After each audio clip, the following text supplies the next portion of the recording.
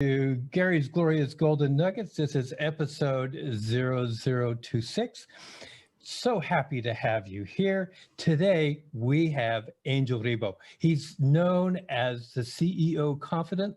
This gentleman has an international clientele. He's also an international TV host when you think about all that he does. He's on several talk shows where he's actually interviewing people. This gentleman is a philanthropist. He has a great sense of social responsibility. He's been an entrepreneur for years and years, and now we have the opportunity to hear from Angel. So let me welcome you, Angel.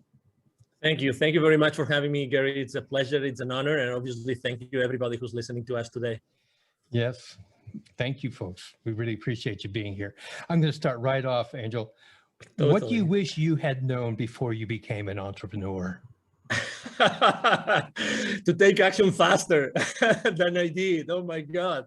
You know, I was so confused. It's a great question. I still remember, I will never remember, obviously. I will never forget, excuse me, the first day as an entrepreneur, right? I mean, I was extremely blessed. I had a great jobs, and my company was kind enough even to put the severance package in place. And I had this outplacement company helping me in case I wanted to have another job. They already knew I wanted to become an entrepreneur.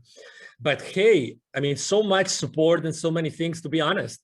Sometimes I think it was just counterproductive, you know, because I was always like, okay, so I have all those resources and then I have all these different options. I've done so many things and I have this route that I could go. I have this route that could provide this service, this other service. And yet, literally, I wish I had taken just one route and started like hitting hard in that direction. Definitely. That's definitely the thing that when I think back, I would have liked to know and change. And that's probably why I came out with this mantra, which is the main mantra for me and for my clients, which is taking perfect action now. Taking perfect action now. That's my main mantra.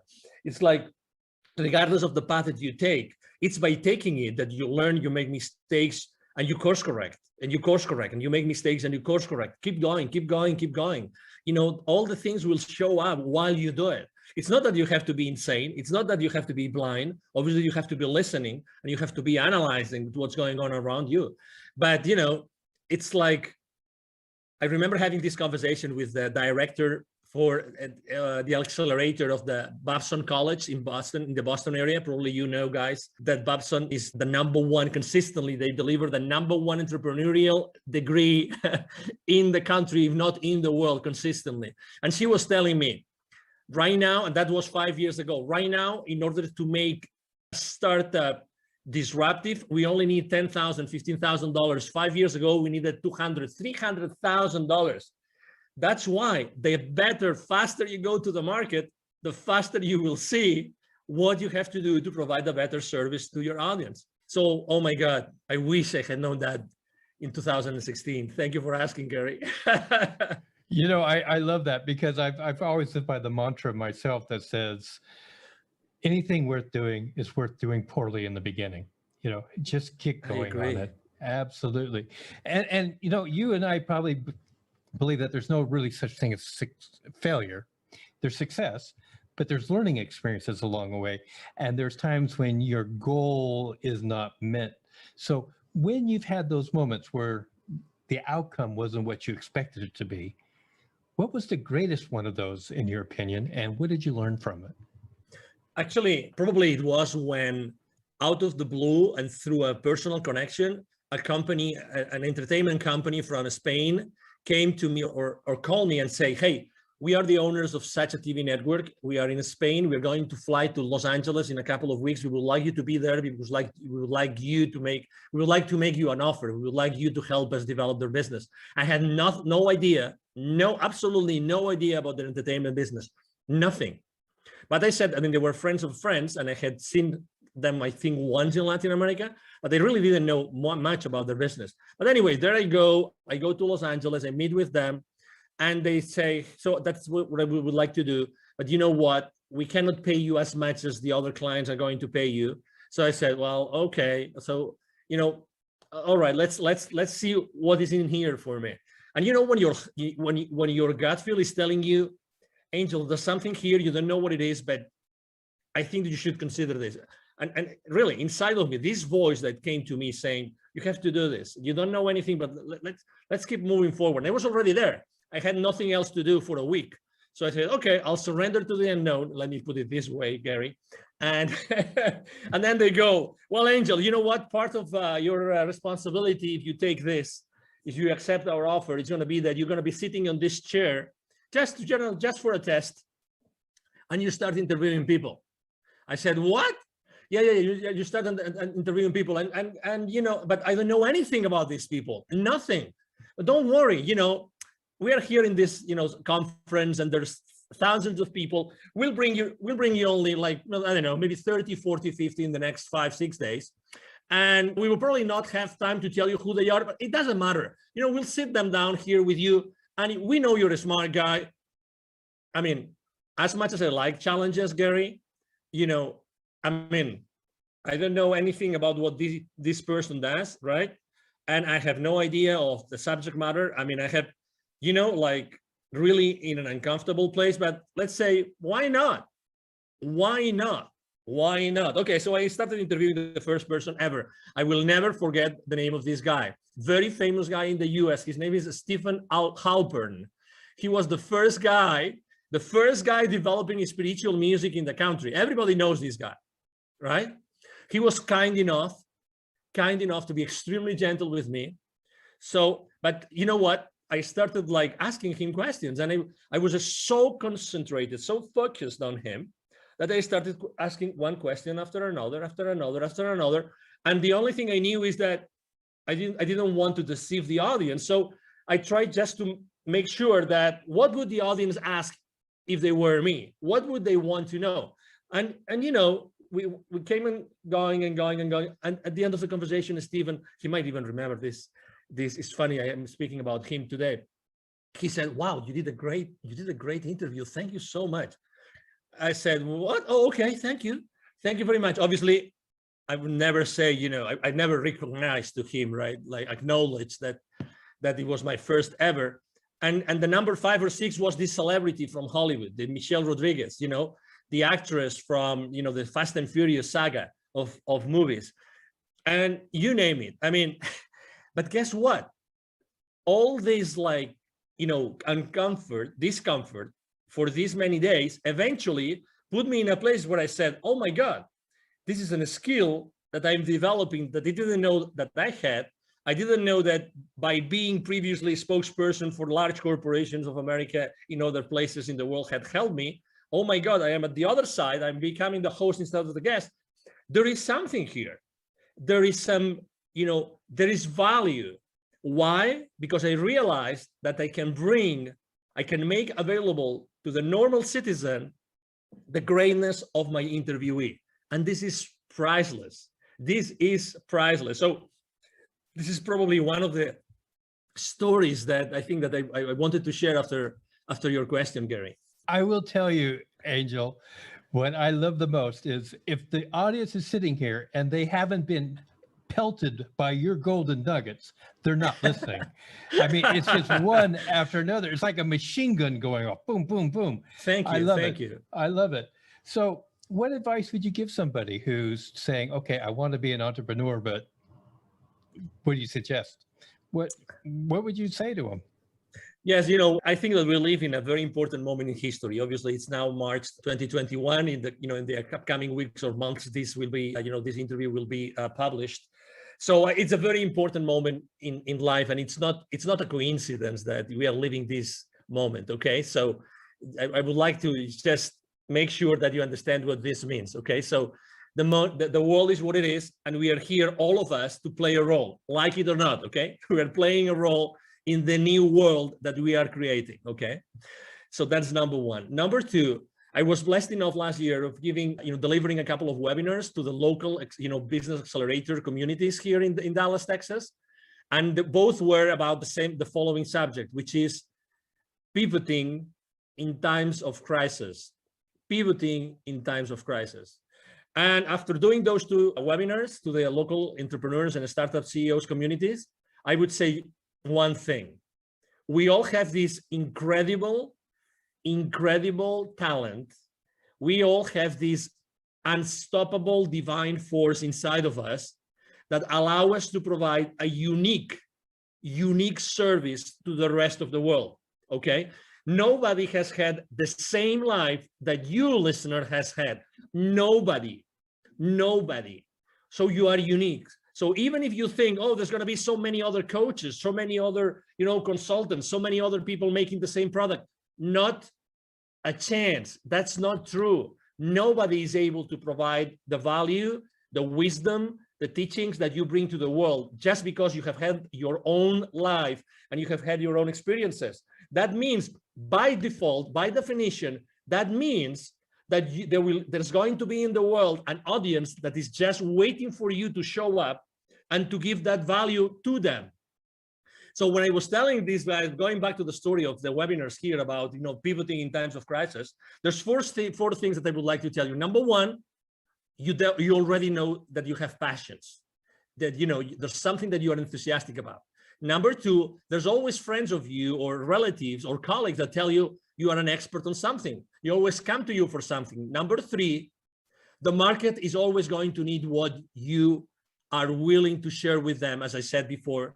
And number four, and that's the only question maybe you have to ask, is the market willing to pay for it? Yes or no? If the answer is yes, and 95% of the occasions, yes, the answer is yes, then you have a business. So again, don't be fearful. I know you are on the fence, and I just answered a question saying, what was the main mistake I made is being on the fence for too long, right? So I know you are on the fence, but at the same time, know that there's people out there waiting for your message, and they will never go, and they will never move hiring someone or paying for someone's services unless you show up and they resonate with you. They're waiting for you there. That's why I think, sometimes people, I remember when I was training salespeople, I've trained literally hundreds of salespeople, and I remember training them. And in the first training session, most of the people would tell me, hey, sir, hey, Angel, but what happens if I run out of leads? If I run out of leads, how am I going to make my quota? I would always tell them the same thing, always, to all of them. Okay, so whenever you run out of leads, please come to me, and I will give you another list of 1,000 additional leads that you can call onto. What I'm trying to say is that we have those limiting beliefs that we think that we are limited, we are in a box, and we are competing against the rest of the world, when everybody knows already that the wealth is in the follow-up, that nobody follows up. So there's always wealth for everybody. There's always, services that you can provide and people that will pay for you. It's collaboration that we have not been taught. That's why we are being taught all the time about competition, but the reality is that there's wealth for everybody. And if we learn to collaborate as opposed to compete, you will feel much more comfortable, and we will all make a nice living. All of us, no exception. I fully agree. And I thank you so much. Again, I hope you guys got another dump truck to fill up, because this guy is just going to give you golden nugget after golden nugget. So let's just talk about resources. Now, resources can be people, books, relations, etc. Can you just name three that have really influenced you in your entrepreneurial pursuits? Yes, I would say number one, when I was in corporate America and I was in charge of, let's say, business development for many different areas in the world, I was very lucky because regardless of my own sales team, I was always working in what is called like indirect sales models. Indirect sales models means that the companies I was working with, we were going to the market and selling through resellers, through partners, and this kind of, intermediaries, let's put it this way. That was a great blessing. Why? Because I became the most trusted advisor of all those companies. Guess what? The leaders of those companies and the different employees, they were pure entrepreneurs.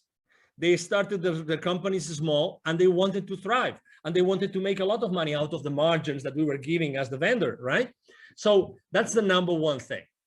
Resources, people that I always was working with, and I was always working with partners. That's why I talk about collaboration all the time. So number one, resource, partnerships, collaborators, resellers, distributors, you name it. Look for something, someone, companies, people that can go to the market, help you go to the market. That's number one. Number two, speaking about books, I'm not going to be very, let's say, very conventional with my answer about books, because I would say that probably the books that have influenced me the most have been more spiritual books than business books. But had I not read this book, and I'm going to mention just one of them, I would have never done what I have done, and I would have never moved from Europe. And it's a book considered, it's a fiction book. It's about, it's a history, or excuse me, the story about a series of scrolls and revelations from the Amazonian, forest in Peru. The book is called The Celestine Prophecy by James Redfield. Had I not read that book, which was like, of course, I knew that already, but I would never say this aloud. This is, I would be embarrassed of sharing this with anybody, but I was reading the book and every single page was like, oh my God, yes. Oh my God, yes. I always had this feeling inside, but I never was able to formulate it properly. I was never able to say, oh yes, this is like this. Exactly. So, and why is this book so important? It was so important for me because that's the book that when I finished reading it, I said, I have to go from Europe. I am originally from Barcelona. I was living in the UK at that time. I said, I have to move from Europe to the Americas. I don't know why nor how. It doesn't matter. I'm going to go back to London and I'm going to ask my managers, my supervisors, hey, I would like you to relocate me to Latin America to work. I don't know why, I just want to go, right? And they told me, no, you're crazy. Why would you go from this, amazing job in this amazing country, making so much money, to a third world country? You are insane. But anyway, I took my chances and I did it, and I'm glad I did it. And that's the second resource, right? And the third resource, it was going to an event. And I go to a lot of events, but this event really changed me. And although I burned my feet and that event, and now I'm giving you a clue that what event I went, and and nobody burns their feet, only the ones who are not engaged. And I was one of them. Okay, I don't mind saying it and sharing it with the world. I went to a Tony Robbins event and I burned my BLOODY feet. Okay. So, but guess what? I think that was part of the experience, and obviously it was meant to happen, right? I remember there was so many, you're talking about nuggets. Tony Robbins, obviously, he's, as you know, he's been the coach for the most influential people in the planet. Okay. So what he knows, probably only a handful of people know in the planet. Okay. So he was just sharing so many ideas, and the idea for the first time, the idea of, if you want to be really wealthy, that's going to be proportionate to the number of people that you help. And I had never, it seems obvious, right? It seems evident, right? But I had never thought about this in that way, that it's all proportional. So start thinking about how can you do something, provide a service or a product that you are going to be able to scale afterwards, right? Because it's going to be the amount of people that you serve, what's going to define the rest of your, let's say, wealth life. Those three resources, collaboration with partners, this specific book, and going to this specific event, those were three amazing resources that they made Angel Rebo the CEO Confidant that I am today. Well, I'm glad that you hit those resources. And I must admit that in my life, two of those have been experiences for myself without the burnt feet. but let's just move on here. There's a lot of myths about being an entrepreneur. And because they're myths, I'm going to give you an opportunity to just pick one and just bust it right now for our listening audience. Any myth? Probably the first myth that I like to speak about a lot is the imposter syndrome. The imposter syndrome. We all as entrepreneurs at some point, generally in the beginning of our journey, we think that we're not worth it, that nobody's going to hire us, and that whatever we say that we did before, it's just BS, with all due respect to everybody, okay? Because we think that it wasn't enough. We think that nobody's going to hire us because before we had all this powerful machinery, of this large corporation or company, supporting us. And then we think that as soon as we start saying what we did before and try to capitalize and try to show it to the world, it's fake, because it's fake because it was in another setup and it was another system and we were working with another set of goals, but it's not true. It's not true. Again, we are, as I said before, we have treasured inside of us a series of experiences, knowledge, wisdom, which is not comparable with anybody else. And that goes the other way around too. So it means that, we really don't have, and you are not competing with anybody else. So when we have this syndrome that, we think that what we are saying, even though, deep inside of us, we know it's true, we still have this feeling, and we say it like with our, mouth, like semi-shut, you know what I mean? When I read the other day a great quote, I used it for my motivational quotes on social media. I write books to know what I know. I write books to know what I know. And I can tell you, one of the reasons why I accept so many invites from podcasters is because for me to be on a podcast and to be interviewed is such a blessing, because I really get to know what I know. I have to tell you, and I can tell you a very interesting story. The other day, I was interviewed by a young guy from Bangladesh. I was his second guest, okay? And he was intimidated, so intimidated that he made it late to the show, and he was the host, right? When you realize that he was late, not because of any other reason, but when you start talking with him, you realize that there's something there. And I spent literally like the first 5-10 minutes just praising him, just telling him how brave he was, how courageous he was, that I had been in his website and everything. And he was suddenly, I saw him growing. I saw him like becoming the phoenix bird. You know what I mean? This young man, I was his second, and he started asking me questions. And the questions he was asking me were so naive. But you would say, okay, they were naive, so they were not rich. No, because it's not such a thing as a naive question. I phrase it like this, so you realize you know what I mean. But he forced me to answer questions in a way that nobody else had ever forced me to answer. So out of his spontaneity or his, being genuine and naive, actually, we eventually had an incredible interview. I really thank him so much. And obviously I offer my help to him. He's in Bangladesh and he's a very young guy. You never know where the diamonds are going to be buried. You never know that. Never, ever. So it's very human. Going back to the original question, it's very human to have the imposter syndrome. But hey, show up, step up, expose yourself. That's the best recipe I can give you to bust the imposter syndrome that we all as entrepreneurs go through. Show up.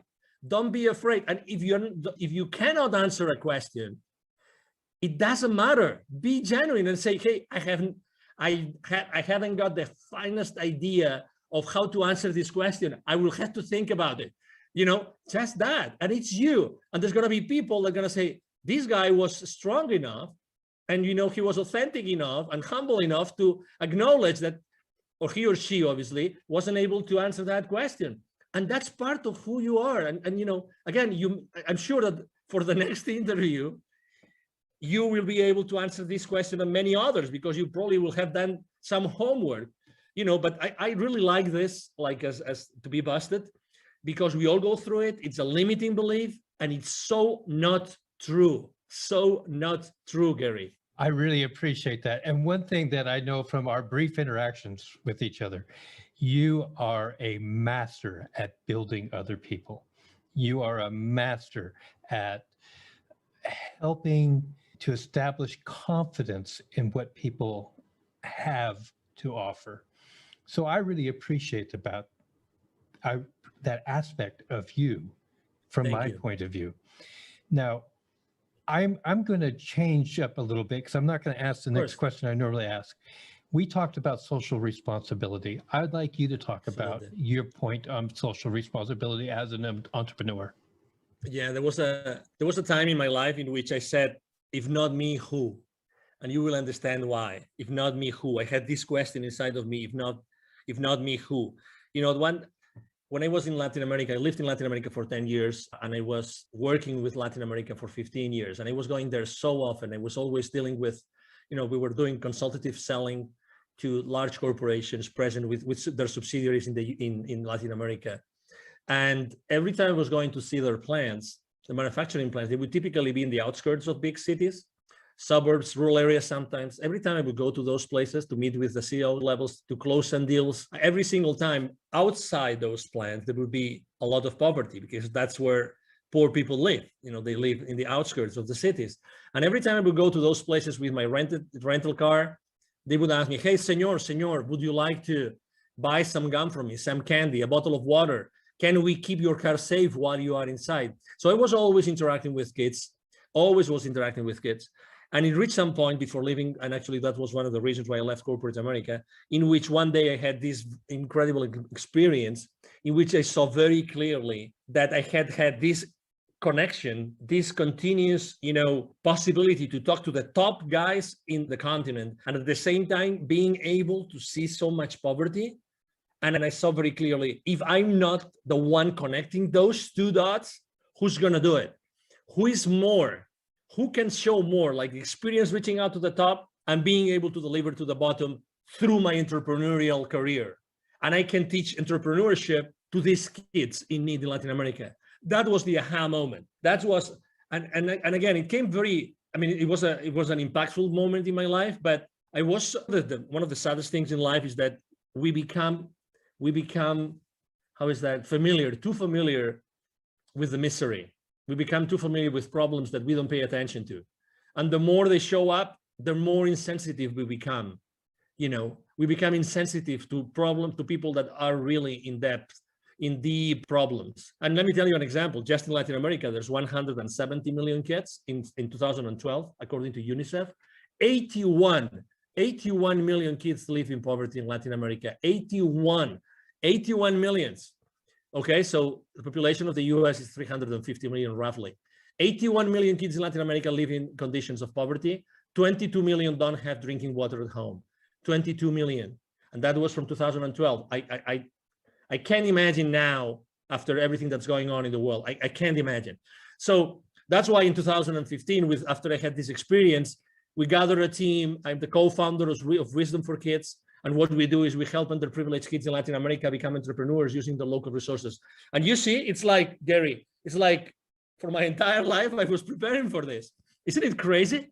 It's like I had learned all this entrepreneurial stuff and connecting to all these people and knowing how to reach out to them, blah, blah, blah. All this, like, there was a plan behind it. Someone had been working on that plan for me to be able eventually to do that. That's why I was asking myself, as I said in the beginning, if not me, who?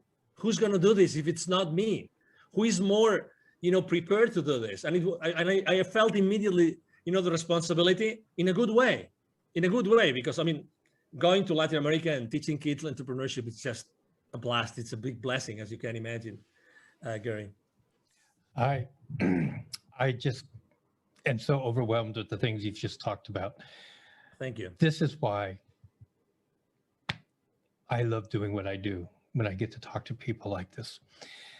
How can people contact you? Thank you. So I'm very active on social media. I'm blessed with having a great team that helped me do that. Otherwise, I wouldn't be able to do it. I thank my team every single day. I am the most active network I am on social media outlet is LinkedIn, the professional network. You can message me there and you will see me there. Angel Ribo, Ribo spelled like R-I-B-O for the ones that don't see the video of this interview. My brand is the CEO Confidant. And I'm going to give you also my direct email address. Either my team or myself, we answer all the emails we receive every single day. It's very easy. The email address is extremely easy. Angel, as in heaven, A-N-G-E-L, @angelribo.com. My last name is Ribo, R-I-B as in boy, O. So my email address again is angel@angelribo.com. You can reach me there, and it will be a pleasure for me to interact with you and engage in a conversation. Ladies and gentlemen, we'll have all that information in the show notes. So if you're driving, continue driving. Don't try to pull over to the side of the road and try to write it all down now. So yeah, just go ahead. Now, Angel, I always give every guest 2 uninterrupted minutes. to right. say whatever's on their heart, whatever they want to say at this moment. So your 2 minutes start now. I believe that the last 12 months have been really probably the most challenging, months in our lives, right? Maybe the people that were when they were young, they were maybe in a war, maybe that those were the most challenging for them. But regardless, I think that those 12 months have taught us something which is extremely important for all of us, which is connection. Connection. I've been consistently posting for the last 12 months about building bridges. Why? Because I've seen in so many outlets, in so many instances, face-to-face or online, people disconnecting, unconnecting. We've never needed, as humanity, more connection than today. Never. You can, and you have the possibility of connecting people every single day with your wisdom, with who you are. Try to reconnect, try to rebuild the bridges. If you burned any bridge for the last 12 months, you have this divine force, which is, inside of you and nobody can take away from you. Use that force inside of you to rebuild those bridges. Really you can make a difference just with who you are today and with what you do every single day. Try to do that purposely. Try to have an intention every single time, every single morning that you wake up, when you wake up and when you go out and when you start talking with someone over Zoom. Try to build a connection. Try to create a connection. Make it an intention, because we all need it. This is happening really because of something. There's some reason behind, all the fear and all the challenges. And the reason why this is happening is that because we have to become more aware of what we really can do as humans. I see this every single day. Thank you, Gary, very much for allowing me to be here. You are right. When I work with someone, I really make sure that they understand their own potential. That's my main goal with everybody I work with. To make them understand their absolutely incredible potential. And, it's been a pleasure to be here with you today. And thank you for allowing me to maybe share some nuggets with you. And obviously, I feel so honored to be here, and anything I can do for you and for your audience, it will be a pleasure to do it, Gary. Thank you so much. Angel, God, I love you, man. You're great. Thank you. Likewise. Ladies and gentlemen, that is going to conclude this episode of Gary's Glorious Golden Nuggets. If you've enjoyed the show and you haven't subscribed yet, please do subscribe. If you would like to share this with somebody, please do. Help our audience to grow. Angel, you are a gold mine. Thank you so much. Thank you so much for your time.